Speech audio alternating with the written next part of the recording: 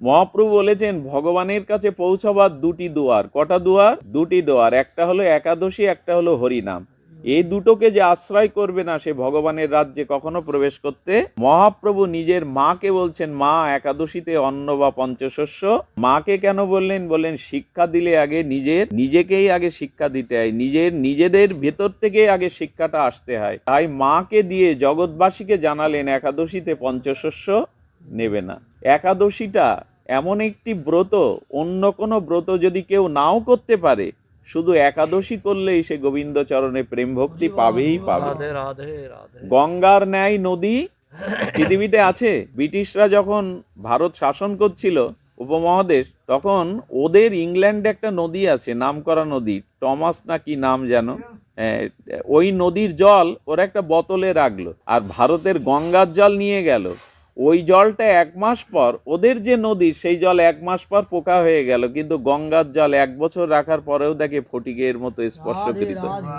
British সরকার বলেছিল যে গঙ্গার ন্যায় পৃথিবীতে কোনো পবিত্র নদী আজও ঘরে পুরে রাখলে জলটা নষ্ট হয় না। এটা শিবের মাথা থেকে আসছে, তার উপরে ব্রহ্মালোক থেকে আসছে, স্বর্গের উপরে ব্রহ্মালোক থেকে আসছে, আর ব্রহ্মার কাছে এসছে ভগবানের চরণ ধৌত চরণামৃত এই গঙ্গা জল। গোমুখ যেখানে, সেই পর্বতে অনেক অনেক ঔষধি বৃক্ষ আছে, তার ছোঁয়া লাগে। অনেক তপস্বী ওখানে বসে তপস্যা করছে, তাদের তপসাধনা আর ঔষধি বৃক্ষের গুণ আর গোবিন্দের চরণামৃত, মহাদেবের জটাজুট উদ্ভূতা গঙ্গা আজও পবিত্র, আজও পবিত্র। তো বলছেন যে একাদশীর গঙ্গার নদীর, সমূহ নদীর সাথে গঙ্গার অন্য নদীর তুলনা করা যাবে না। যেমন পর্বতের মধ্যে সুমেরু, নদীর মধ্যে গঙ্গা, দেবতার মধ্যে বিষ্ণু, তেমন ব্রতের মধ্যে শ্রেষ্ঠ হলো একাদশী। কেউ যদি অন্য কোনো ব্রত নাও করতে সক্ষম হয়, শুধু একাদশী ব্রতকে করলেই সমস্ত ব্রতের প্রাপ্তি তার প্রাপ্তি হয়। একাদশী এমন একটি ব্রত যেটি ভগবানের দুয়ারে আমাদের পৌঁছে দেয়। এবং খুব মার্মিক কথা বলেছেন, পৃথিবীতে সমস্ত পাপের প্রায়শ্চিত্ত সুলিখিত আছে শাস্ত্রে। চন্দ্রায়ণ ব্রত করলে, পারণ ব্রত করলে, পরাণ ব্রত করলে, এইসব করলে প্রায়শ্চিত্তের বিধান আছে। তা ব্রহ্মা হত্যা, স্ত্রী হত্যা আর প্রাণী হত্যা সমস্ত পাপের প্রায়শ্চিত্ত আছে। কিন্তু জেনে শুনেও যে ব্যক্তি একাদশী করে না, একাদশীর দিনে জেনে শুনেও পঞ্চশস্য নেয়, বললেন তার পাপের কোনো প্রায়শ্চিত্ত শাস্ত্রে লিখে যায়নি। কথাটা বোঝা গেল? 10 বার ব্রহ্মা হত্যা করলে যে পাপ হয়, স্ত্রী হত্যা করলে তা একবার তার পাপ হয়। তো ব্রহ্মা হত্যা, স্ত্রী হত্যা সমস্ত মহাপাপ করলেও প্রায়শ্চিত্ত দ্বারা সেই পাপ স্খলন হয়। কিন্তু একাদশী জেনে শুনেও যিনি একাদশীতে পঞ্চশস্য গ্রহণ করেন, আর একাদশী ব্রত, এই কারা কথা বলছে, কারা? যারা একাদশী ব্রত জেনে শুনেও করেন না, বলছেন তাদের কোনো পাপের প্রায়শ্চিত্ত শাস্ত্রে লিখে যায়নি। আচ্ছা, মানুষ বলে কি আমার ডায়াবেটিস, আমার সকাল থেকে কিছু না খেলে হয় না। একাদশী তো খেতে নিষেধ করেনি, কিন্তু পঞ্চশস্যটা খাবেন না। বলছেন আপনি সকাল থেকে 5 বার খান, তাতে আপত্তি নেই, আপনি অসুস্থ, আপনাকে ওষুধ খেতে হয়, আপনি 5 বার খান। একাদশীতে দুধ নেওয়া যাবে, ফল নেওয়া যাবে, ঘরে পাতা দই নেওয়া যাবে, ঘৃত নেওয়া যাবে, ফলমূল নেওয়া যাবে, বাদাম দিয়ে পেঁপে ইত্যাদি সবজি নেওয়া যাবে। কে বারণ করেছে আপনার? ঔষধ নেওয়া যাবে। 8টা জিনিসে নিলে একাদশীর ভঙ্গ হয় না। তো একাদশীর দিন আপনি 5 বার খান, কিন্তু পঞ্চশস্যটা গ্রহণ, পৃথিবীর সমস্ত পাপ ভাগবত বলছেন ওই পঞ্চশস্যের মধ্যে। যারা আটা দিয়ে করেন তাদের না করাই উচিত। একদিক দিয়ে পাপ গ্রহণ করবেন, নিষেধ গ্রহণ করবেন, আবার বলবেন একাদশী করা। শাস্ত্রে বলেছে যে একাদশীতে পঞ্চশস্যটা গ্রহণ করবে না।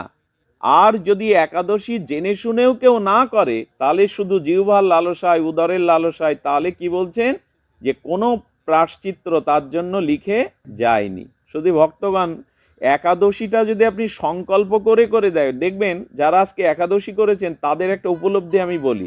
তাদের উপলব্ধিটা হলো, এদিকে লক্ষ্য করুন, সেটা হলো অন্যদিন একাদশী বাদে সকাল হলেই দেখবেন আপনি বাথরুম থেকে এসে একটু স্নান টান করলে একটা ক্ষুধা জাগে, জাগে না? কিন্তু যেদিন আগের রাত্রে সংকল্প করলেন যে কালকে একাদশী, আমাকে উপবাস থাকবে, ওই একাদশীর দিন সকালে দেখবেন ক্ষুধাটা খুব বেশি। আপনারা যারা আজ একাদশী আছেন, এই উপলব্ধি কি আপনাদের হয় কোনো সংকল্প করলে ধরেন মেয়ের বিয়ে, আবুদ্দায়িক পড়াবে, যে সে কি সারাদিনে অন্যদিন না খেয়ে সে থাকতে পারে না, কিন্তু মেয়ের বিয়ে, ভাইজির বিয়ে, ওই যে সে দেখবেন একটা সংকল্প করেছে আমাকে না খেয়ে থাকতে হবে, তার আর ক্ষুধা। কালী পূজা বাড়ি, একজনকে উপবাস থাকতে হবে মায়েদের, সারাদিন সে কাজ করছে, আবার সে উপবাস সংকল্প করেছে, অঞ্জলি দিতে হবে, এই জন্য ওই দিন তার ক্ষুধার কথাটা মনে জাগেও না ক্ষুধা। তা কেউ যদি ভগবানের চরণে একাদশীর সংকল্প করে, তাহলে অন্য দিনের ক্ষুধা যেমন লাগে, একাদশীর দিন সংকল্প করলে ক্ষুধাটা তার তেমন।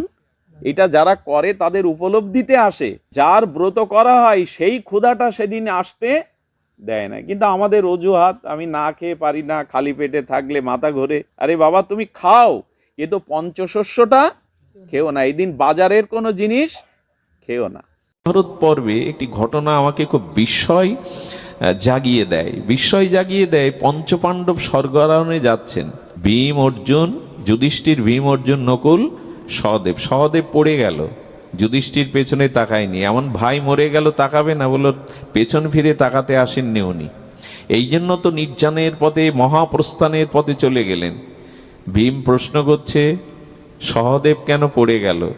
বলল ওর অনেক গুণ ছিল, আর সেই গুণের কারণে ওর ভেতরে একটা অভিমান কাচ্ছ, আমি গুণী, এই কারণেও যেতে পারলো না, পড়ে গেল।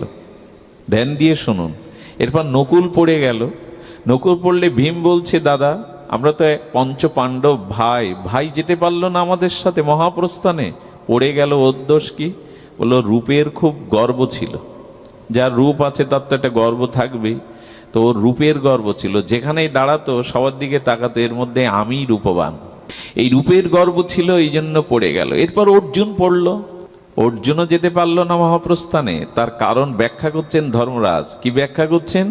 না, ওর বীরত্বের, গান্ডীবধারীর একটা অহংকার ছিল, যুদ্ধে দাঁড়ালেই মনে করতাম আমি বিশ্বজয়ী, আমার থেকে ধনুর্ধারী এ জীবনে আর নাই, এই অভিমানে পড়ে গেল। এরপর ভীম পড়ল। কে কার কাছে জিজ্ঞাসা করবে? জিজ্ঞাসা করছে তো ভীম। যুধিষ্ঠির মহারাজ আমাদের শিক্ষার জন্য বলেন, ভীম পড়ে গেল এই জন্য যে তার শক্তির একটা গর্ব কাজ করত, বৃকদর অনেক পেত, তো গায়ে খুব শক্তি ছিল, যেখানে সেখানে শক্তির বড়াই করত, পড়ে গেল। পড়েনি একজন, তিনি ধর্মরাজ, তার অহংকার ছিল না, অভিমান ছিল না। আমি এইটুকু যোগ করি এর সাথে, অর্জুনেরও অভিমান ছিল না, অহংকার ছিল না। ব্যাসদেব আমাদের শিক্ষার জন্য জানালেন, পঞ্চ পাণ্ডব হলেও, ভগবানের সঙ্গী হলেও পড়ে যাবে যদি গুণের অভিমান তোমার মধ্যে থাকে। আচ্ছা, হ্যাসাগ্লাইটের প্রচলন তো এখন নাই, পুরনো দিনে ছিল। হ্যাসাগ্লাইটের মেন্টেলটা কি করা হতো প্রথমে ধরাতে গেলে? ওই মেন্টেলটার মধ্যে কিছু তেল দিয়ে প্রথমে জ্বালিয়ে দেয়া হতো। ওটা যত পুড়ে ছাই হবে তত আলো বেশি, ওইটা দেখবেন পুড়ে ছাই হলেই ওর থেকে আলোটা বিকশিত হবে। যেদিন তোমার গুণের অভিমান, অহংকার পুড়ে ছাই করতে পারবে ভজনের দ্বারা, তখনই প্রেমের জ্যোতি প্রকাশ হবে, তখনই ভক্তির জ্যোতি প্রকাশ হবে, তার নয়। এই জন্য শাস্ত্র বলছে না, অহংকার নয়, গুণ থাকুক, গুণের অভিমান যেন না থাকে। আমার মনে হয় বিশ্বকবি তার ঋষি অনুভূতিতে এই জন্যই বলতে পেরেছিলেন, যে কথা মনে হয় আমাদের ঠোঁটস্থ, কিন্তু হৃদয়ঙ্গম আমরা কজন করেছি জানি না। আমার মাথা নত করে দাও হে তোমার চরণ ধুলারো তলে। এই বিশ্বকবির চরণে নয়, চরণ তলে নয়, চরণের তলের যে ধুলিতেই মাথা নত করে দাও। সকল অহংকার হে আমার ডুবাও চোখের জলে। কোথায়? এই বাণী শুধু কাব্যে থাকবে, বিশ্বকবির কবিতায়? এটাই আমাদের জীবনে আসতে হবে। আমার মাথাটা নত করো, চরণ নয়, চরণ তলেও নয়, চরণ তলের ধুলাতে। যারা শ্রীধাম বৃন্দাবনে যান, যারা গিরিরাজ পরিক্রমার মার্গে একবার যান, দেখবেন কত বোম্বে থেকে, দিল্লি থেকে শিল্পপতি, কোটিপতিরাও তারা সেখানে ডন্ডি খেটে গিরিরাজ পরিক্রমা করছেন। কত মাস লেগে যায় ডন্ডি খেটে, ধুলায় পড়ে পড়ে, রোদ বৃষ্টি ঝড়ে তপ্ত গরমে ওই ব্রজধূলি মাখছেন গায়ে। অভিমান, গুণ থাকুক, কিন্তু গুণের অভিমান বাধা, অবগুণ বাধা, গুণও বেশি বাধা। দৃষ্টান্ত অনেক আসে, কিন্তু এই দৃষ্টান্ত জীবনে গ্রহণ করতে হবে। সুধীবৃন্দ, এই জন্য ভগবত ইচ্ছায় দেখুন এদের উদ্ধারের জন্য আবার এলেন। গুণের অভিমান যদি থাকে সেগুলো ভগবানের চরণে দিয়ে দিন। আপনাদের এই লীলা অনেকবার শুনিয়েছি, তবু পিপাসা তৃষ্ণা মেটে না। শুনুন, দেবশ্রীপাদ নারদ একবার মোহিনী রূপ, ভগবানের বিশ্বমোহিনী রূপ দেখেছিলেন। সেই মোহিনী রূপ দেখে তাকে সংসার করার ইচ্ছা জাগলো, বিবাহের ইচ্ছা জাগলো। ভগবান মায়ার দ্বারা এই বিশ্ব মোহিনী রূপ দিয়ে নারদকে বিমোহিত করলেন, কারণ নারদের মনে অহংকার এসেছিল। সব থেকে বড় দৃষ্টান্ত এটাই। আমরা যে প্রস্তাবনা, যে বিষয়ের উপরে আলোচনা করছি, তার সব থেকে বড় দৃষ্টান্ত এই। নারদ একবার কাম ক্রোধ জয় করলো, তপস্যার দ্বারা, ভজনের দ্বারা কাম ক্রোধ জয় করলো। আর ওই যে বললাম, যখনই কোনো গুণ আসে, বিজয় আসে, জয় আসে, তখন অভিমান আসে। নারদ মনে করলো ব্রহ্মাও কাম জয়ে সমর্থ হয়নি, আমি হয়েছি। এই দেখুন, আমার কি মনে হয়, দোষ যদি কখনো দেখতে হয় তো নিজের দেখুন, অন্যের দোষ দেখতে গেলেই ফেসে যাবেন। আয়না প্রত্যেকের বাড়ি কেন জানেন? দর্পণ নিজেকে দেখার জন্য। আচ্ছা, অন্যের দেখার জন্য দর্পণ কেউ ঘরে রাখে? পাড়া প্রতিবেশী দেখবে তাই। আয়না ঘরে রাখা হয় কেন? দর্পণ। এই দর্পণ মানে বিবেক। দর্পণ মানে ওই স্বচ্ছ যে দর্পণ, যা নিজের প্রতিচ্ছবি পড়ে। বিবেক হলো মূল দর্পণ।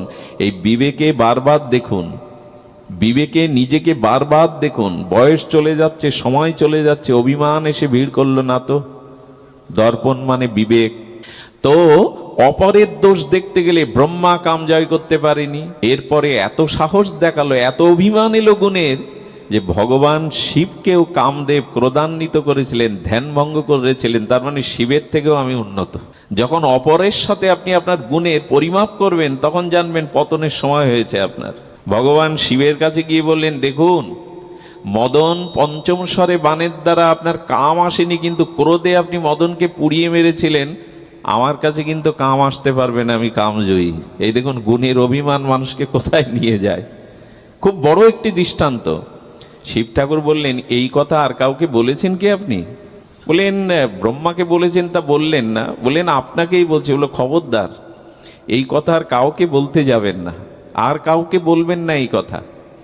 মনে মনে বললেন, হ্যাঁ, বলতে বারণ করছে, এই জন্য ওনার কৃতিত্ব তো কম হয়ে যাচ্ছে, আমার কৃতিত্ব বেড়ে যাচ্ছে। আমাদের ভিতরে কোনো একটা গুণ থাকলে, ঢাক না পিটাতে পারলে আমার শান্তি নেই। লোক না জানাতে পারলে আমার শান্তি কোথায়? লোক তো জানবে কে আমি, কেন আমি। এই লোকের ওই কবিগুরু আবার এখানেই কলম ধরেছেন। হ্যাঁ, নিজেরে যেন না করি প্রচার, নিজেরও আপন কাজে, তোমার ইচ্ছা পূর্ণ করো হে আমারও জীবন মাঝে। নিজেকে করিতে গৌরব দান, নিজেকে কেবলই করি অপমান। নিজের প্রশংসা, নিজের খ্যাতি প্রচার মানে আপনি নিজেকেই অপমান করছেন। কোনো খ্যাতি, কোনো যশ, কোনো গুণ আপনার নয়, এটা ঈশ্বরের দেওয়া। পৃথিবীর সমস্ত আলো আগুন যেমন সূর্যের থেকে ধার করা, সকলের মধ্যে যা কিছু বৃহৎ ক্ষুদ্র গুণ, এ ভগবানেরই দান, গুরুদেবেরই দান। এর জন্য নিজের কোনো অভিমান এতে আসা উচিত নয়। নিজের গৌরব গাথা বিজ্ঞাপন করতে যাবেন না, ঢোল পিটাতে যাবেন না। ফুলের বক্ষে মধু হলে মৌমাছিকে নিমন্ত্রণ করা লাগবে না, অন্য কাউকে নিমন্ত্রণ করতে হবে না, তারা এসে যাবে। আপনার প্রকৃত নিরহংকারী ভগবত গুণ থাকলে, রূপ সনাতন নিজের প্রচার চেয়েছিলেন, আর জগৎব্যাপী তাদের চরণেই সমর্পিত না হলে গৌর পাব না। মহাপ্রভুর মনোভীষ্ট পূরণকারী ত্যাগ বৈরাগ্যের মূর্তি রূপ সনাতন ষড়গোস্বামীগণ আজ বন্দনীয়। তারা নিজের প্রচার চাননি। যার যত বেশি নিজের প্রচার জানবেন, সে তত বেশি নিজেকেই অপমান করছে। তো নারদ তখন ওই গর্বে কি করবে না করবে, তবে একটা কাজ করেছিল। নারদ ভগবানের কাছে গিয়ে প্রসঙ্গটা বলল, দেখো, আমি সুন্দর বিশ্বমোহিনী রূপ দেখেছি, ও যাতে বড়মালা আমার গলে দেয়, আমার একটু ভালো রূপ দাও, আমার একটু ভালো রূপ দাও। গোবিন্দ বুঝতে পারলেন ভগবান নারদের গুণের অভিমান এসে গেছে। আর এই আর কে দূর করবে ভগবান ছাড়া? কে বা দূর করবে? তবে ভাগবতের একটি শ্লোক এখানে স্মরণ করা দরকার। অকাম সর্বকাম বাবক্ষ কাম উদারতি তীব্রেণ ভক্তি যোগেন যজতে পরমং পুরুষ। সকাম বা নিষ্কাম যা থাক, কাউকে না জানিয়ে ভগবানকে জানান। যদি ভেতরে কোনো কামনা বাসনা থেকেও থাকে, আর কাউকে না জানিয়ে ভগবানকে জানান, কারণ যেটা মঙ্গল উনি তাই করবেন। পাড়ার দোকানদারের কাছে 5 টাকার ব্লেড একটা শিশু চাইলেও দেবে, মা দেবে না। ওই বেলেটে যদি ক্ষতবিক্ষত হয় ছেলেটা, দোকানদারি করতে বসছে লাভের জন্য, ও টাকা দিলে বেলেট দেবে, মা দেবে না। গোবিন্দকে কেন জানাতে বলছি জানেন? ভগবানকে যেটা আপনার মঙ্গল উনি সেটা দেবেন, যেটা আপনার অমঙ্গল ভক্তির বাধক ওটা কেড়ে নেবেন আপনার কাছ থেকে। এই জন্য অকাম বা নিষ্কাম যাই থাকুক গোবিন্দকে জানাও, ভগবানকে জানাও, উনি তোমার হিতাকাঙ্ক্ষী পরম মঙ্গলপ্রদ বিধান করবেন। ভগবানকে বলছেন বিশ্বময়িনী যাতে স্বয়ম্বরা সভাতে আমার গলে মালা দেয়, আমার একটু রূপ দাও, তপস্যা করেছি তো। গোবিন্দ চিন্তা করলেন মূল রোগে পেয়েছে ওকে, মূল রোগে পেয়েছে। বললেন নারদজি আপনি ভক্তি প্রচার করেন, আপনি যদি এইভাবে বিবাহ করে সংসারে আবদ্ধ হন, তখন বলছে বা ভগবান তোমার পাশে লক্ষ্মী, শিবের পাশে পার্বতী, ব্রহ্মার পাশে ব্রহ্মণী, কেবল আমার পাশেই দোষ। এই দেখুন যখন অপরের দোষ দেখতে শুরু করবেন তখন নিজের দোষের সমর্থন এসে যাবে। অপরের সাথে বলে আপনাদের দোষ নেই আমার দোষ। ভগবান বুঝলেন এর থেকে বাঁচাতে হবে, বললেন তুমি রূপ চাইছো তো। ভগবান অজান্তেই মুখটা হনুমানের মুখ করে দিলেন, বানর হনুমানের। নিজের মুখ তো আর নিজে দেখা যায় না। বললেন যাও তুমি গিয়ে সম্বরায় বসো। আয়নায় কেন মুখ দেখতে হয় জানেন? আমি কেমন এটা অন্যের চোখে না, নিজের বিচারের চোখে দেখতে হবে। ওই সময়ে নারদ যদি একটু কেমন মানিয়েছে ওইটা যদি আয়নায় দেখতো এই ভুল আর। কিন্তু বিবেকের আয়নায় আমরা নিজেকে দেখি না, বিবেকের আয়নায় দেখি না যে আমার ভেতরে কতটা কদর্যতা লুকিয়ে আছে, অসুন্দরতা ভেতরে কতটা আছে, বাইরে তো আমি নিজেকে সাজিয়েছি। বিবেকের আয়নায় দেখলে সমস্যার সমাধান হয়ে যেত। নারদ বেশ হেলতে দুলতে গিয়ে গোবিন্দ রূপ দিয়েছে, স্বয়ম্বরা সবাই গিয়ে বসলো। আরে গিয়ে দেখে ওখানে ভগবানও উপস্থিত, কারণ ওই বিশ্বমোহিনী রূপ ধারণ করেছে ভগবানের নারদের এই অভিমান অহংকার দূর করবে বলে। সুধীবৃন্দ যখন পাশে বসেছে অনেক রাজা অনুচররা, দেখুন ওখানে রাজা গেছে, রাজেন্দ্রবর্গ গেছে। তুলসীদাস গোস্বামী বললেন দেখো এই বিশ্বমোহিনী মানে ভগবানের বহিরঙ্গা মায়া, মায়ার পেছনে এখন জগতে সবাই দৌড়াচ্ছে। এই দেখো সবাই উপস্থিত হয়েছে, যেখানে মায়া সেখানে সবাই এসে উপস্থিত হয়েছে। কিন্তু মায়া জয় কে করতে পারে? স্বয়ংবরা সভাতে নারদের হনুমানের মুখ দেখে সব টিপে টিপে হাঁটছে, মুখ দেবে দেবে। উনি তখন মনে করছেন আমাকে বুঝি খুব ভালো প্রশংসা করছে। বলে আহ নারদজি আপনাকে যা মানিয়েছে, আমরাও ফুলে উঠি। কেউ আমাদের স্তুতি করলে খবরদার, কারণ নিন্দা বা স্তুতি দুটোই নিতে যাবেন না, দুটোই ভেসে যাবেন। কে নিন্দা করছে সেদিকে তাকাতে গেলেও যেমন ভজন বাদ পড়ে যাবে, কে আপনাকে প্রশংসা করছে এতেও আপনি আটকে যাবেন। দুটোই আপনার কাছে সমান যেন হয়। মান এবং অপমান এই দুটোর দিকে ঝুঁকতে যাবেন না, ঝুলে পড়বেন, ভজন অন্তরায় হয়ে দাঁড়াবে। এই কথাগুলি কথা নয়, এগুলো ভাগবত দর্শন, জীবন দর্শন, ভক্তি প্রাপ্তির পরম উপায়। সুধীজন নারদজিকে টিপে টিপে বলছে, একজন সহ্য না করতে বলছে নারদজি আপনার মুখটা একটু আয়নায় দেখে আসুন কেমন মানিয়েছে। এর মধ্যেই বড়মালা বিশ্বমোহিনী, ভগবানের মায়া শক্তি, ভগবানের গলায় শক্তি তো ভগবানেরই মালা দিলেন। বড় কষ্ট দুঃখ পেয়ে আয়নাতে দেখছে যে হনুমানের মুখ। আমি তোমার কাছে একটু রূপ চাইলাম আর হনুমান বানর বানিয়ে দিলে। গোবিন্দ বিশ্বমোহিনীকে নারদের যাওয়ার পথে দাঁড়িয়েছে, ক্রোধ বুকে নিয়ে, যন্ত্রণা অপমান বুকে নিয়ে নারদ যাচ্ছে। ভগবান বিশ্বমোহিনীকে সামনে দাঁড়িয়ে বলছে মুনিবর কোথায় যাচ্ছেন? আছে কি রাগ হয় বলুন তো? এবং পাশে বিশ্বমোহিনী দাঁড়ানো। বিশ্বমোহিনী না থাকলে রাগ কম হতো, যাকে আমি চেয়েছিলাম তাকে পাশে দাঁড়িয়ে এখন বলছো মুনি কোথায় যাচ্ছ? বলো দেখো ভগবান আমার ইচ্ছার পথে তুমি বাধা দিলে। ভগবান মনে মনে বললেন বানর রূপ কেন দিয়েছি জানেন? এখন বানর দিয়েছি বলে সামান্য কাঁদছো, আর যদি ওই বানর রূপ না দিতাম তাহলে ওই বানরের অত্যাচারে সারা জীবন কাঁদতে হতো তোমায়, সারা জীবন কাঁদতে হতো তোমায়। আমি চাই আমার ভক্ত সারা জীবন দুঃখে কষ্টে যন্ত্রণা না থাকুক। সুধীজন দেবর্ষিবাদ নারদ তখন বললেন আমি অভিশাপ দেব তোমায়। দেখুন ক্রোধ হলে কি হয়, এদিকে একটু আগে বলে বেড়ালো আমার কাম ক্রোধ সব। কাম জয় হয়েছে কিন্তু ক্রোধ জয় করতে পেরেছো? মাৎসর্য জয় করতে পেরেছো? পারোনি। এই জন্য কোনো গুণের অভিমান যেন না আসে, আমি অমুক জয় করেছি তমুক জয় করেছি। ওই যে আগে বললাম আমি দুধ খেয়ে ফল খেয়ে ভজন করি, অমুক করি তমুক করি। খবরদার কোনো গুণের কোনো ভজনের অভিমান যেন না আসে। বললেন অভিশাপ দেব। আমাকে যেমন তুমি আমার স্ত্রী হতে বঞ্চিত করলে, তেমনি তুমিও বিবাহের পরে তোমার স্ত্রী হারাবে। কেন রাম অবতারে আসে, কেন ভক্তের ইচ্ছা পূরণ করেন? আর যে হনুমানের মুখ দিলে তুমি, সেই হনুমানেরই সহযোগিতা তোমার প্রয়োজন হবে। ভগবান হেসে বললেন, বর দিলে না অভিশাপ দিলে? এই দেখুন ভগবান কিভাবে নেয়, ও কিভাবে নিল নারদ, আর ভগবানের অভিশাপ কিভাবে নিচ্ছে দেখুন। বললেন, নারদ এটা তোমার অভিশাপ না, বরই দিলে। আহা, এই না হলে তিনি অনন্ত গুণময়, অভিশাপটাকেও বর মনে করছেন। বলেন, তোমায় বর দেয়নি, অভিশাপই দিয়েছে। আমাকে যেমন বঞ্চিত করলে, স্ত্রী হারা হয়ে তোমাকেও কাঁদতে হবে। বলেন, বর কেন বলছি জানো? আচ্ছা, স্ত্রী হারা হতে হবে বলতে হবে। আমি যেমন তোমায় বিবাহ করতে দেইনি, তুমি যদি অভিশাপ দিতে তো বলতে তোমার জন্য বিবাহই না হয়। কিন্তু তুমি বলছো স্ত্রী হারা হতে হবে, তার মানে আগে বিবাহ হবে তারপরে স্ত্রী হারাবে। এটা তো বরই দিলে। আহা, ভগবানের কি মহিমা!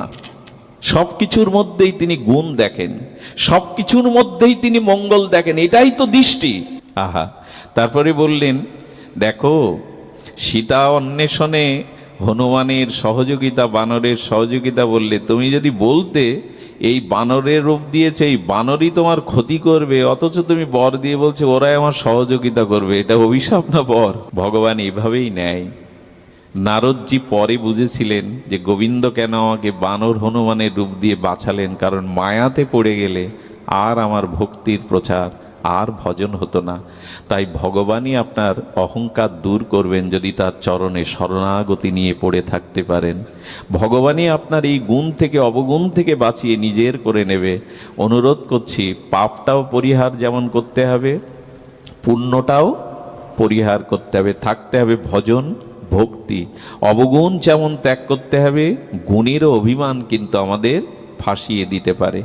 ধ্যান দিয়ে শুনুন, বলছেন দোষেও যেমন অগণিত অনন্ত দোষে যেমন ভক্তি প্রাপ্তির পথে বাধা, তেমন গুণও ভগবত ভক্তির পথে বাধা। এরকম নূতন কথা। নূতন মানে আমাদের কাছে অনেকটা নূতন মনে হবে, গুণও বাধা। অনন্ত দোষ যেমন প্রেম ভক্তির পথে অন্তরায়, অনন্ত গুণও বাধা। বলি কেমন বিপরীত শোনালো না? গুণ যার মধ্যে আছে, উৎকর্ষ যার মধ্যে আছে, অনেক গুণে তিনি গুণান্বিত। আর এই গুণ থাকলে যেটা হয়, এই গুণের অভিমান বা অহংকার এসে বাধা হয়ে দাঁড়ায়। এই ভক্তি পথে এইগুলো খুব সতর্ক রূপে শুনতে হবে, জানতে হবে। পথ চলতে গেলে কাঁটা দেখতে হবে, বিদীর্ণ হলে আর পথ চলতে পারবেন না। ভক্তি পথের কাঁটা এগুলি। গুণ থাকুক, কিন্তু গুণের একটা সমস্যা হলো, যার মধ্যে অর্থ আছে, রূপ আছে, যৌবন আছে, সামর্থ্য আছে, শক্তি আছে, পদ প্রতিষ্ঠা আছে, এই গুণের অভিমান যদি কারো মধ্যে কাজ করে তো সেটা অবগুণের থেকে বেশি বাধা। ঠাকুরমশাই বলেছেন, পাপ পূর্ণ দুই পরিহর, পূর্ণ সে সুখের দাম, তার না লইও নাম। আরে বাবা, পাপ না হয় বাধা হলো ভক্তির পথে, ভজনের পথে, পুণ্যটাও বাধা।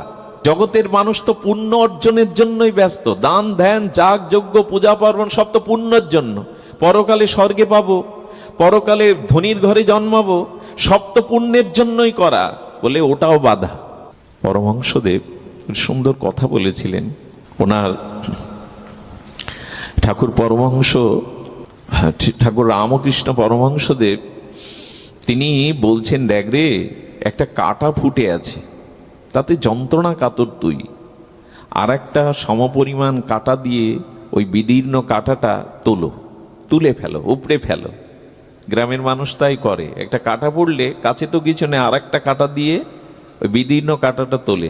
আচ্ছা, যে কাঁটা দিয়ে ওইটা তুললেন সে কাঁটাটা যত্ন করে রেখে দেন কি করেন? দুটোই ফেলে দেন।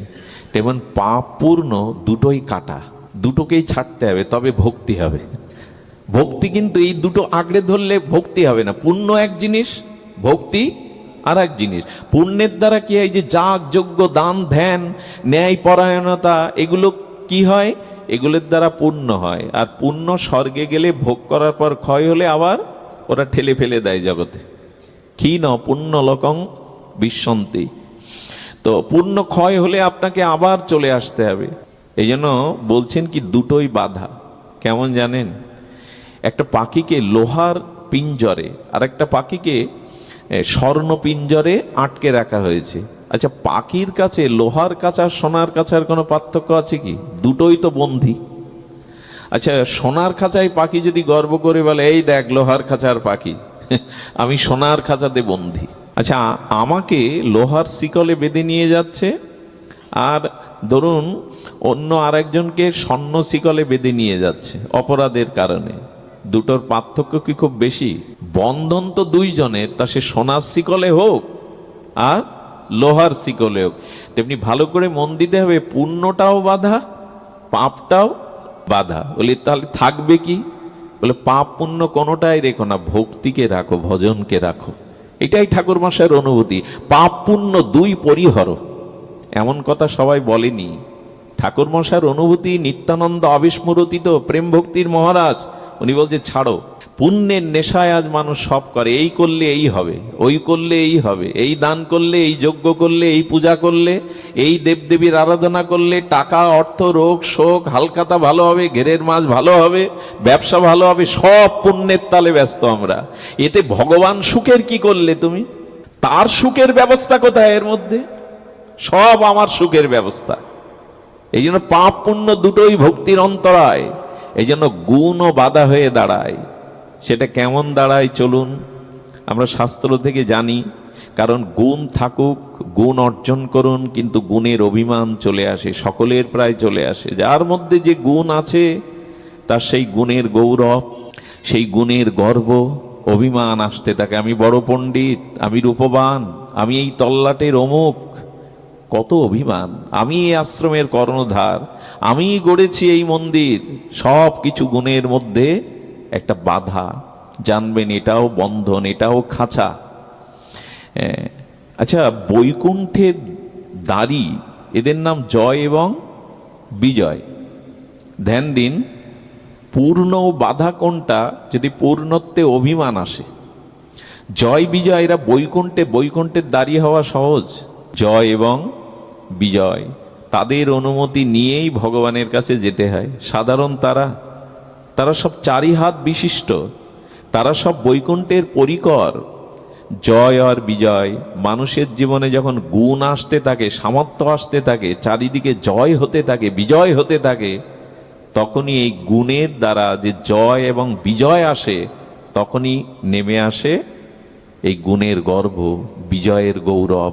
একটু নাম ছড়িয়ে গেছে, অমুক পাঠক খুব ভালো পাঠ করে, আমার আর মাটিতে পা পড়ল না। বিজ্ঞাপনের দ্বারা, প্রচারের দ্বারা যদি আমাদের মধ্যে কোনো গুণ আসে, একবার মনে পড়ে আমরাও কোথায়, এরা বা কোথায়।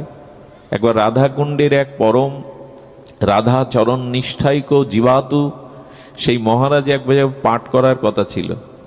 তো যারা গাড়ি করে এনেছেন, বাবাজিকে নিয়ে যাবেন, গাড়িতে বেশ আসন টাসন বসিয়েছেন, বললেন বাবা চলুন, আপনার আজ হরিকথা বলার দিন। বাবা বলছে তোমাদের প্রচারপত্রটা একবার দেখি। প্রচারপত্রে দেখছেন ওনার নামের আগে আষাঢ় লাগানো অনেকগুলো, রাধাকুণ্ড তটাশ্রয়ী পণ্ডিত প্রবার বিদগ্ধ ত্যাগী শিরোমণি অমুক তমুক। বাবা ওইটা পড়ে একটু ব্যথা পেয়ে বললেন কি, এক কাজ করো, আমার নামে না শুনে যে উপাধিগুলো লিখেছ, এই উপাধি বিশেষণগুলোকে নিয়ে ব্যাসপীঠে বসিয়ে দাও, আমি যাব না। এরা কারা আর আমরাও বা কারা? আমরা এসে দেখি আমার নামের আগে কি লেখা হয়েছে, দক্ষিণ অঞ্চলের চলমান ভাগবত লিখেছে কিনা। মনে মনে মনে হয় শুধু বিল্বমঙ্গল নাম লিখলো, আগে একটু বিশেষণ দিতে পারতো না। ফেসে গেলাম, ধরা খেয়ে গেলাম, পড়ে গেলাম। বাবা বলছেন, বাবা ভুল হয়েছে, অপরাধ হয়েছে। বললেন ব্রহ্মাও যদি আমাকে যেতে বলে, আমি এখান থেকে এক চুলো যাও, ওই উপাধিগুলো বসিয়ে দাও। গুণ থাকুক, কিন্তু গুণের অভিমান যদি ভেতরে থাকে, অবগুণের থেকে বেশি বাধা হয়ে দাঁড়াবে, বেশি বাধা হয়ে দাঁড়াবে। এই জন্য শবরী পূর্বজন্মে রানী ছিল, জানেন? শবরীর পূর্বজন্মে ছিলেন মহারানী, শুধু রানী না। তো সাধু সেবা করে উনি, রানী তো রাজা যেতে দিত না সাধু সঙ্গে বৈষ্ণব সেবায়, হরিনাম হরিকথায় যেতে দিত না। তাই রাজপুরীর মধ্যে ব্যবস্থা করে দিয়েছিল বৃন্দাবনের এক মহাত্মাকে এনে একটু হরিকথা সাধু সেবা। সাধু সেবা করার পরে এই সাধু প্রসন্ন হয়ে বলেছিলেন, রানীমা কিছু বর চেয়ে নাও। বলে যদি দিতে চান অভাগিনীকে দিন, তাড়াতাড়ি যাতে মৃত্যু হয় আমার। বললেন তুমি বিপরীত চাইছো, সবাই দীর্ঘ আয়ু চায়, তুমি মহারানী সুখে আছো, তো তুমি মরতে চাইছো কেন? বললেন প্রভু এই বড়দিন তাড়াতাড়ি যেন মৃত্যু হয়। বললেন আর কোনো বর, আর কিছু চাও তুমি? বললেন হ্যাঁ, তবে তাড়াতাড়ি মৃত্যু হলে যেন অতি নিচু কুলে জন্ম নেয়, যে কুলকে সবাই ঘৃণা করে যেন। বলে তোমার চাওয়াটা যে অন্যের থেকে বিপরীত। কেউ চাই দীর্ঘ আয়ু, তুমি চাইছো মৃত্যু। কেউ চাই উচ্চকুলে জন্মাতে, তুমি চাইছো নিম্নকুলে যেতে। যে তোমার চাওয়াটা বড় ভালো লাগছে, আর একটা চাও তো। বলে আর যদি দিতে চান তাহলে আমাকে কুরূপ দিন, যাতে আমার রূপের দিকে তাকিয়ে কেউ পুনরায় আমার দিকে আর না তাকায়। ভক্তি খুব মুখের কথা, ভগবান পাওয়া মুখের কথা। ইনি এই মহারানী মৃত্যুবরণ করে এসেছিলেন ভিল শবরীর ঘরে, এই শবরী রূপে, যাকে অন্বেষণ করতে করতে যার কুটিরে প্রভু নিজে গিয়েছিলেন রামচন্দ্র, যার উচ্ছিষ্ট ফল চেয়েছে উনি আস্বাদন করেছিলেন। এই জন্য না, গুণ থাকুক, কিন্তু গুণের অভিমান যদি থাকে, অহংকার যদি থাকে, এই গুণ সব শেষ করে দেবে। এবং বর্তমান এটাই আমাদের অন্তরায় হয়ে গেছে, এটাই আমাদের অন্তরায় হয়ে গেছে। আমরা মুখে অনেক সময় দণ্ড প্রকাশ করি, কিন্তু ভেতরে আকাঙ্ক্ষাটা রয়ে গেছে। আমার মনে পড়ে এক উত্তরপ্রদেশের এক মহান আচার্য, পরিব্রাজক, তিনি তার প্রবচনে আমি শুনেছিলাম, একবার শুনেছে যে দান করে নাম ঘোষণা করতে নেই, তাতে দানের মহিমা ক্ষুণ্ণ হয়। তো সেখানে অনেক দান সবাই দিচ্ছে, সবাই নাম ধরে ধরে ডেকে মালা দেওয়া হচ্ছে। যিনি নাম নিতে নিষেধ করেছেন তিনি মনে করছেন কেন নিষেধ করলাম, এর মধ্যে আমিও তো একটা মালা পেতাম, আমার নামটাও তো সব জেনে যেত, কিন্তু বলে দিয়েছে আমার নাম নেওয়া যাবে না। একই মুখে দুই কথা বলতে পারছেন, কিন্তু মনে ওনার ওই নামের কাঙাল বা প্রত্যাশা আছে। তখন উনি ঘোষককে ডেকে চুপি চুপি বলছেন, বলুন এই 10,000 টাকা যিনি দান করেছেন তিনি এই আসরেই আছেন, ওইটা একটু বলুন। বলে তারপরও পোষাচ্ছে না। বলে এক কাজ করুন, বলুন যে উনি তৃতীয় বেঞ্চিতে বসে আছেন, নাম নেওয়া যাবে না। তারপরে বলছেন, বলুন তৃতীয় বেঞ্চির একেবারে দক্ষিণে তিনি বসে আছেন। এটা দরকার কি গো বাবা? 5,000 টাকা মন্দিরে দান করলে 14 জনের নাম সেট করে দিলে, অমুক অমুক পুত্র পপুত্র, কি দরকার এগুলি? নাতিপুতির নামও দে, ওই ওং লেখা, ওর ওপর কেউ পা দিয়ে উঠবে। সমস্ত বিশ্ব ব্রহ্মাণ্ড যিনি সৃষ্টি করলেন, ভগবান কোথাও নামের প্লেট বসিয়েছেন? এটা আমি করেছি। 5,000 টাকা দিয়ে প্লেট বসাতে হবে, নাতিপুতির নামও লেখাতে হবে। গুণ থাকুক, কিন্তু গুণের অভিমান অহংকার প্রচার থাকলে কিন্তু বাধা, থাকলেই বাধা। এই জয় বিজয় আপনারা জানেন, ভগবান চতুর্ষণ পঞ্চম বর্ষীয় দিব্য তেজময় মূর্তি, প্রথম অবতার। এই চতুর্জন বিবস্ত্র, তারা তো বহুবার গেছেন বৈকুণ্ঠে, সব জায়গায় যেতে পারেন তারা। সনক সনন্দ সনাতন সনত কুমার এই পঞ্চম বর্ষীয় তেজ পুঞ্জময় ভগবানের প্রথম অবতার এই চতুর্ষণ যেতে গিয়ে বাধা দিল। এই দেখুন গুণের অভিমান। আমরা বৈকুণ্ঠের দুয়ারি, জয় বিজয়, ভক্তের দোষ দেখলো, উলঙ্গ অবস্থায় ভগবানের সামনে যাওয়া যাবে না। আরে শিশুপুত্রকে কে, ছোট্ট শিশুকে তাকে প্যান্ট পরালে সে তো নিজেই খুলে ফেলে, ওরা তো শিশু। আচ্ছা, একটা দুগ্ধপোষ্য শিশুকে বস্ত্র পরাবেন, ও খুলে ফেলতে চায়, কিন্তু 10 বছর বয়স হলে খুলবে কি নিজের ইচ্ছায়? তখন কেউ খুলতে গেলে তাকে পেটাবে। তো কেন জ্ঞান হয়েছে তার পোশাকে। তো ওরা তো ভগবানের শান্ত ভক্ত, ওরা সর্বভূতে হরিকে দর্শন করেন। ওদের আর বস্ত্র, যেমন বিবস্ত্র সুখদেব তুরীয় তত্ত্ব চলেছিলেন, বস্ত্র নাই, নারী পুরুষ ভেদ নাই চোখে, এদের আর কি বস্ত্র থাকবে গো? মা কালীকে কাপড় পরানো হয় না অনেক জায়গায়, কেন জানেন? বিবস্ত্র কেন মা? কেন জানেন? মা হলো শক্তির অধীশ্বরী। এই আকাশটাকে শামিয়ানা দিয়ে ঢাকতে পারবেন? পৃথিবীর সমস্ত কোম্পানির কাপড়গুলো জুড়ে আকাশকে ঢেকে দেওয়া যাবে? তো মা তো শক্তি, জগৎ ব্যাপিত, তাকে কি দিয়ে ঢাকবেন আপনি? কাপড় দেয়া হয় কালী পুজোয়, কাপড় ওখানে থাকে, কিন্তু অঙ্গে পরানো হয় না। দেখানো হচ্ছে শক্তি ব্যাপক, তাকে ঢাকবা কি করে তুমি? শক্তিকে ঢাকা যায়? ঢাকা যায় না। এই জন্য শাস্ত্র বলছেন, ওখানে আমরা অনেকেই সমালোচনা করি কেন বস্ত্র নেই। আরে বস্ত্র আছে, আকাশকে ঢাকতে পারবে তুমি? শক্তিকে আবৃত করে রাখা যায় না। এই সব তত্ত্ব বুঝলে আর এই কথা আসবে না কেন ঢাকা। কেন ঢাকা নেই, কেন কাপড় নেই? সুধীজন, তো তেমনি চতুর্শন যেতে গিয়ে বাধা দিল, ভক্তকে দোষ দেখলো, ভগবানের শান্ত ভক্তকে দোষ দেখলো। দোষ দেখতে কি হলো? অভিশাপ প্রাপ্ত হলো তারা। যা, যখন অসুরের মতো পাষণ্ডের মতো আচরণ করলি, যা অসুর হয়ে জন্ম নেই। সেই বৈকুণ্ঠে দুয়ার থেকে তারা কোথায় নামলো? হিরণ্যাক্ষ, হিরণ্যকশিপু, রাবণ, কুম্ভকর্ণ, দন্তবক্র, শিশুপাল। 3 জন্ম, 3 কল্পে তাদের আসতে হলো অসুর দৈত্য হয়ে। গুণ আছে আপনার, কিন্তু গুণের অভিমান থাকলে কিন্তু পরিণতি এটাই জানাচ্ছেন ভাগবত। বৈকুণ্ঠের দুয়ারি হওয়া মুখের কথা না, জয় বিজয় সাধারণ না, কিন্তু অভিমান এলো। আমরা দুয়ারি, আমাদের অনুমতি না হলে যেতে পারবে না। ভক্তকে বাধা দিল ভগবানের কাছে যেতে।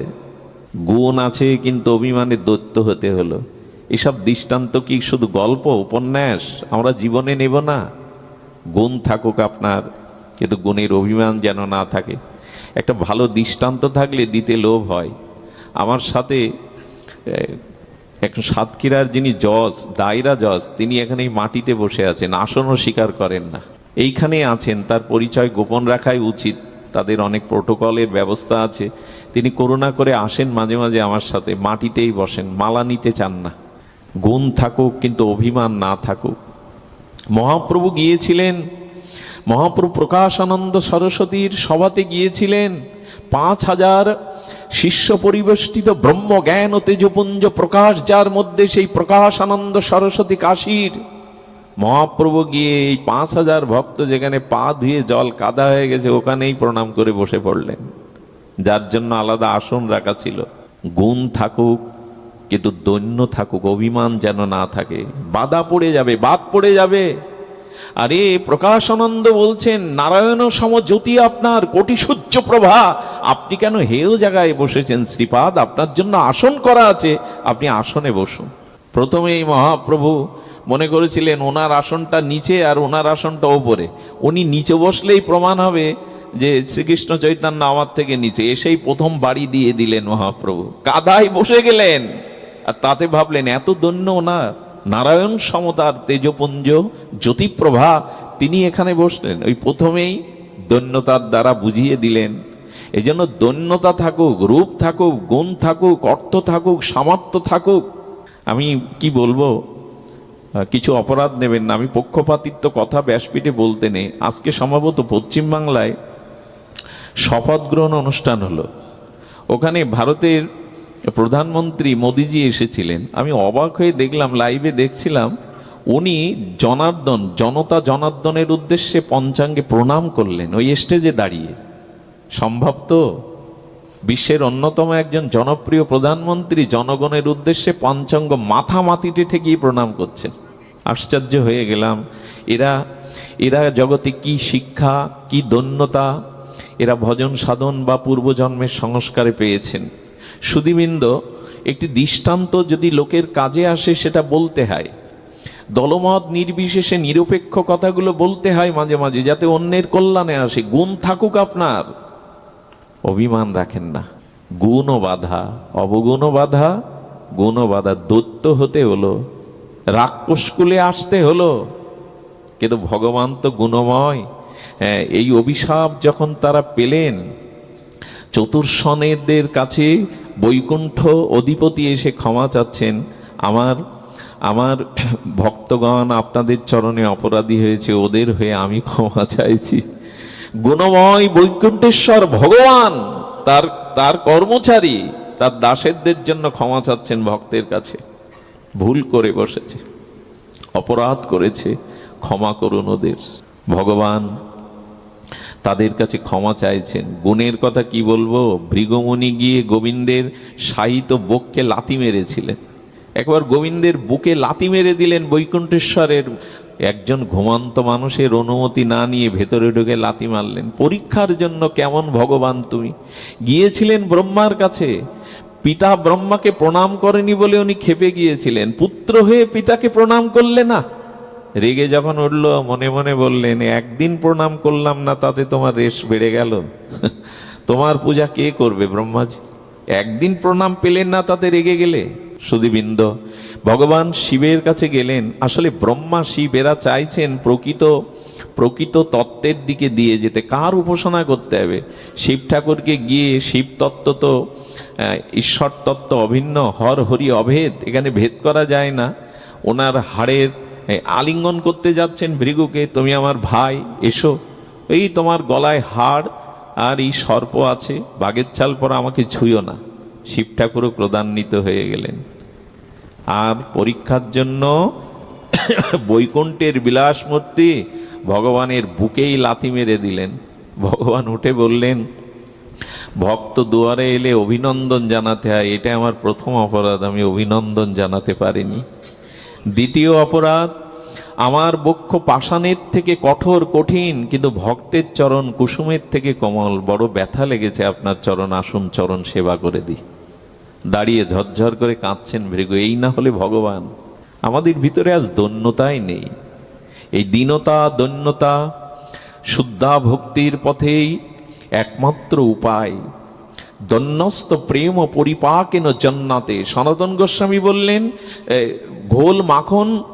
ঘোল মন্থন করলে, দধি মন্থন করলে যেমন মাখন ওঠে, তেমন দৈন্য থেকেই প্রেম ওঠে। যার যত দৈন্য সেখানে তত প্রেম ভক্তি ওঠে।